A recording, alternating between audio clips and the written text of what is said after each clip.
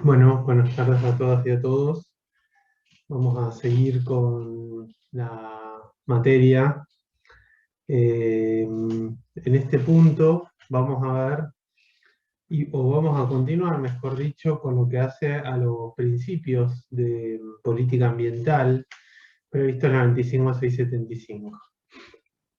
En este tema, ustedes habrán visto que nos detuvimos bastante. eh, la clase pasada que tuvimos, pudimos ver, observar en general muchos de los principios previstos en el 25675, más allá de los caracteres de la ley y de qué tipo de ley se trata. Y después con la doctora Graigorta, concretamente también pudieron ver lo que hace a los principios, lo que hace a su relación con los riesgos, su vinculación en cuanto a los organismos genéticamente modificados. Bueno, todas las aplicaciones de estos principios que los van a ver muchísimo a lo largo de su carrera y de la actividad profesional. Y son generalmente, sobre todo los principios precautorio y preventivo, son dos principios que van a atravesar este, toda la, toda la especie y que son actuales, digamos. O sea, son principios que todavía y tienen su aplicación práctica y todavía se están viendo los efectos de esos principios. Por lo tanto, es importante que los conozcan, que los sepan bien, que los sepan aplicar concienzudamente, que sepan bien los requisitos, que no sea una cuestión de que se vea algún riesgo y aplicar el principio, porque, como dice Lorenzetti, hay que ser precautorio también con el principio precautorio, sino que deben analizarse bien y concretamente los requisitos. Para esto, hoy la clase hoy va a tener que ver con eso, va a tener que ver un poco a modo de resumen o síntesis de todo lo que hemos visto también en cuanto a los principios ambientales y en cuanto a la ley 25675, todo esto que importa al sistema de derecho ambiental. Para esto vamos a compartir una pantalla, ahí está, en la cual vamos a poder ver todo lo que hace a los principios de política ambiental previstos en la ley 25. Nosotros habíamos dicho en su momento, y si no lo dijimos, bueno, lo decimos ahora, que el derecho ambiental, más que una legislación, porque vieron que en derecho hay diferentes clases de legislación, entonces ustedes tienen disciplina civil, disciplina penal, disciplina de derecho administrativo, la legislación de derecho comercial, bueno, todas son como compartimentos estancos que se dedican a ese tema específicamente y por eso está así clasificado. Bueno, lo que tiene el derecho ambiental es que más que ser una legislación, un mero conjunto de leyes, es un verdadero sistema. Y cuando hablamos de sistema hablamos de algo mucho más abarcador, mucho más grande y más conectado. La misma idea de sistema a ustedes le da la idea de relación entre diferentes puntos que se conectan. Dentro de este sistema de derecho ambiental podemos distinguir tres etapas específicas. La etapa retórica, que es la primera, que es donde se empezaron a dar los debates y se introdujo la idea verde, por así decirlo, o el discurso ecológico, que podemos situarlo a finales de los 60, principios de los 70, en los cuales comenzaron a abrirse paso a estas discusiones sobre el ambiente. Luego, la etapa analítica, en las cuales ya empezaron a andar las leyes, se empezó a discutir, no solo a nivel internacional, como vimos en las convenciones de Río, la Convención de Estocolmo, primero antes que nada, y las convenciones siguientes, en las cuales se asentaron internacionalmente en la letra de la ley, todas estas cuestiones. Sino además a nivel nacional. Recordemos que nosotros, y esto recordémoslo muy bien, constitucionalmente por primera vez en el año 94 se incorporó el derecho a un ambiente sano. Antes podíamos ubicarlo en diferentes aspectos en los cuales la provincia era la principal involucrada, pues no había delegado la materia ambiental expresamente a Nación, y que luego del 94, con la introducción de los presupuestos mínimos de protección ambiental, podemos decir que es una materia concurrente, es decir, que compone tanto las provincias como Nación. Nación dictará los presupuestos mínimos y las provincias las necesarios para complementarlas, que nunca pueden ir por debajo de los presupuestos mínimos, que es el piso clave. Bien, y como tercera etapa tenemos la etapa paradigmática, que esta etapa es donde deben cambiar las conductas y la cultura. Y en esto es central la legislación ambiental, el discurso y la práctica de todos los ciudadanos, por lo cual no basta, digamos, con quedarnos en la etapa analítica. Nosotros muchas veces vamos a ver que el derecho ambiental está entre estas dos etapas, digamos, o sea, está entre el pasaje entre una etapa y otra, que muchas veces el derecho se queda en la norma, pero que falta realmente ese cambio de cultura. La legislación ambiental podemos decir que es ambiciosa porque no se detiene en la regulación de un supuesto de hecho, sino que va más allá. No se limita a fijar procedimientos, sino que desea resultados. Se fijan objetivos, valores, principios, y luego se regulan procedimientos para lograrlos. No es una mera fase declarativa, ya que pretende una regulación continua. Y no se conforma siendo una especialidad de derecho, sino que pretende influir sobre todas las disciplinas, como decía. Bueno, esto es un poco lo que decíamos, digamos. Que la regulación ambiental sea continua, es decir, que no se estanque solamente en un supuesto, una solución y chau, sino que el paradigma ambiental incluye todas las etapas. Hay un papel relevante de los jueces. Nosotros antes podíamos decir que quienes tenían la posibilidad de... quienes tenían más poder en este punto eran los legisladores, porque todos los conflictos sociales estaban abarcados y solucionables por lo que decían los congresos. Entonces, había como una relación de inmediatez entre lo que eran los conflictos y lo que era la ley. Y una de las cuestiones que se produjo con el ambiente y en el siglo XX en general es que hubo una disociación entre esto, digamos. Acá nosotros tenemos conflictos y además tenemos cada vez más alejados estos conflictos de las leyes. Tenemos como un pasaje bastante grande en este sentido. Entonces es complicado para los legisladores. ¿A dónde cae esta interpretación de los principios? ¿A dónde caen todas estas cuestiones? Bueno, generalmente en los jueces, que son los que van a resolver todas estas cuestiones. El juez, antes, no sé si esto se los dije en un momento, pero en el punto máximo del liberalismo francés, en los cuales se rechazaba a los poderes judiciales porque se los creía parte del antiguo régimen.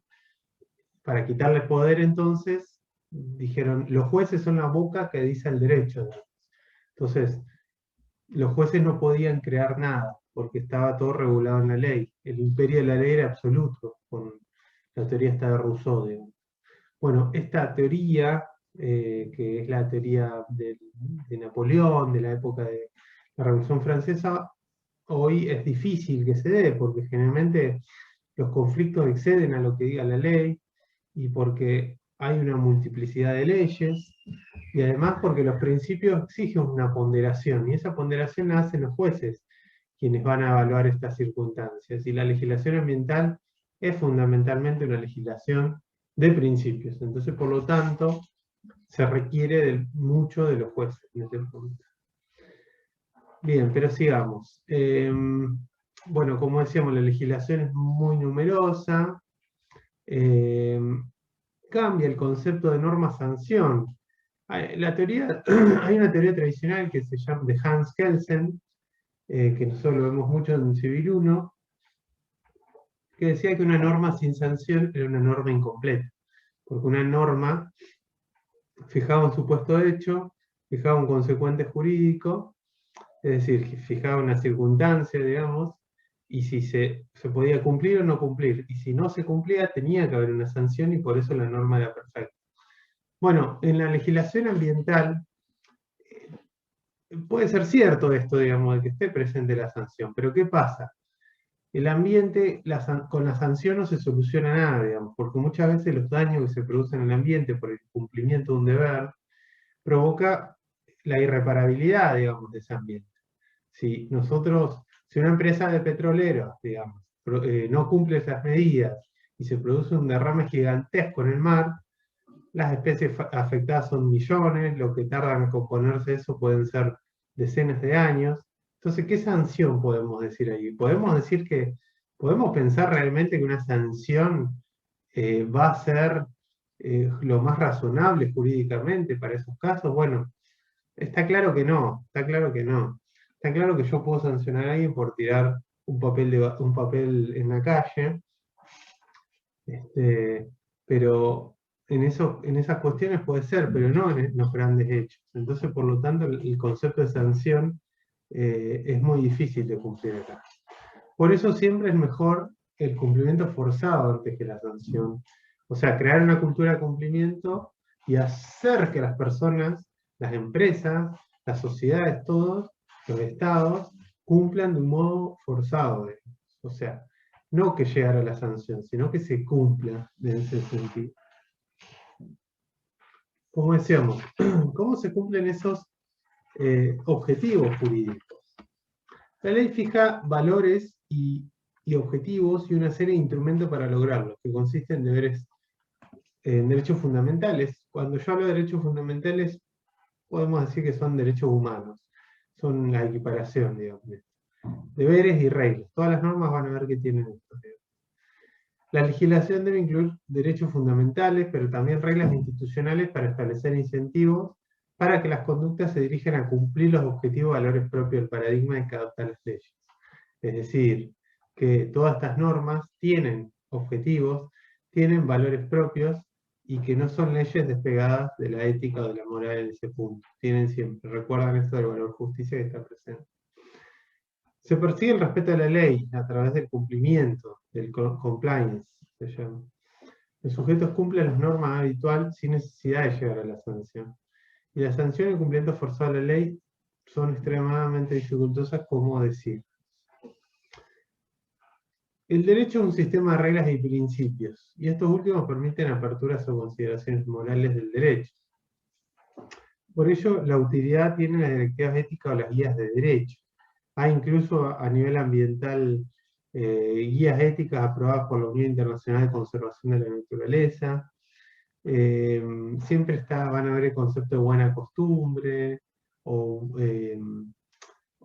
cómo se comporta, bueno, en derecho antes veíamos siempre el buen padre de familia, cuestiones así, bastante éticas, morales, que siempre el derecho fue reacio a esto, pero que en el ambiente se vuelve a analizar de algún modo. O sea, como decíamos, y volvemos a las primeras clases, el positivismo jurídico, o esta idea de que el derecho se limita a lo que dicen las normas, despegado de toda moral y de toda visión de justicia, bueno, en el ambiente vamos a tener que revisarlo, digamos, porque va a estar presente la categoría ética.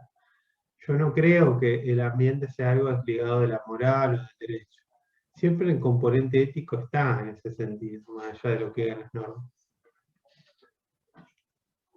Bien, acá nosotros podemos decir que el paradigma ambiental pretende cambiar el sistema legal para armonizarlo con el mundo natural, lo que se va a revelar en diferentes aspectos. Por un lado, vamos a ver el activismo de los bienes ambientales. Los bienes ambientales ya no son un mero supuesto hecho pasivo de la norma que dé lugar a sus propias regulaciones y órdenes. La legislación sobre suelos, agua, mar, glaciares, aire, es una buena muestra. Cuando la ley se adapta al bien y recibe las propias características, lo compatibiliza con las leyes humanas. La pasividad surge cuando se considera el bien un dato irrelevante y se priorizan los fines humanos. Es decir, cuando hablamos de bienes ambientales, como decíamos, hablamos de un montón de supuestos que vamos a tener en cuenta como hecho pasivo de la norma, que no está quieto, sino que tiene su relevancia. Esta idea se ha visto profundizada en los últimos años. Por un lado, a nivel latinoamericano ha habido un movimiento grande que considera a los bienes de la naturaleza, bienes colectivos, como bienes de sujetos de protección constitucional preferente. La Constitución de Bolivia habla de la Pachamama, la de Ecuador también.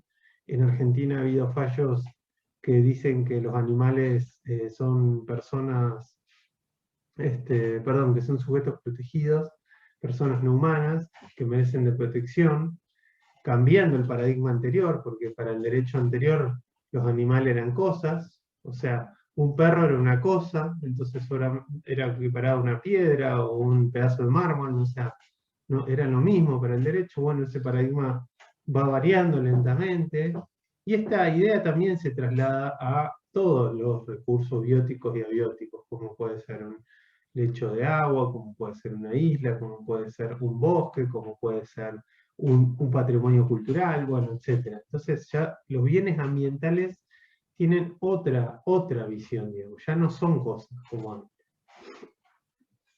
Y por otro lado, hay un nuevo principio estructurante. Los valores y principios van formando un nuevo estadio regulatorio. La introducción del bien ambiental o el principio precautorio preventivo modifican muchas otras reglas e instituciones del derecho. Y la fijación de objetivos. Que esto va cambiando mucho, como decíamos. Antes se regía mucho por lo que decían las normas, lo que decían las reglas, esto es así, y que ahora la legislación es ambiciosa y fija objetivos. Recuerdan el artículo 1 que nosotros vimos que había objetivos.